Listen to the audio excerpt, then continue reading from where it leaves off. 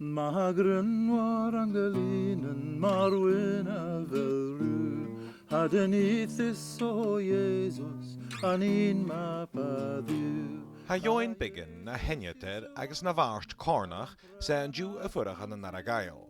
Ach bí a haas de cumalt lúcheanan ris a chorn. Gach mis bí mi skrifig article san an magazine Cranuic Cornach an Ganas. Agus ha mi cwtioch an sas an vigas stechig lichtig na Cornish. E gynnam van canan maraf a hana ciat yn gabriin y riust as an la hawn. Cornish is the only Celtic language that is significantly increasing its number of speakers. I mean, we have actually got families that regularly speak Cornish within the family. We have got lots of young people learning to speak Cornish.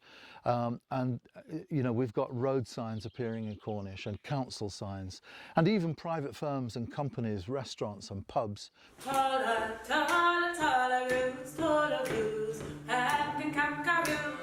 Bí corlan a corn torcht eragid gan a níis lwenda peran achas jerach an bliana chagúnat gan curigad barach taich gris a chanan. Ha biach gawn gyda aharachig suspensach a sin. I nearly cried at that meeting. I was there filming for the Cornish language monthly TV news show and Mies, mainly because everyone in the cabinet were supportive. In fact, they weren't just, we need more people speaking Cornish, we need more things to happen to grow the Cornish language. I'd never heard anything like that. Ach ha sio a chin cwlw mar chai aragad ille I jarag. 3 years ago, the British government made a decision to stop funding the Cornish language. So Cornwall Council stepped in, realising how important it was. Because the Cornish language is about distinctiveness. It's about Cornwall makes a huge amount of its money from tourism for a start. Who wants to go to somewhere which is just the same as everywhere else? It's about forming community as well.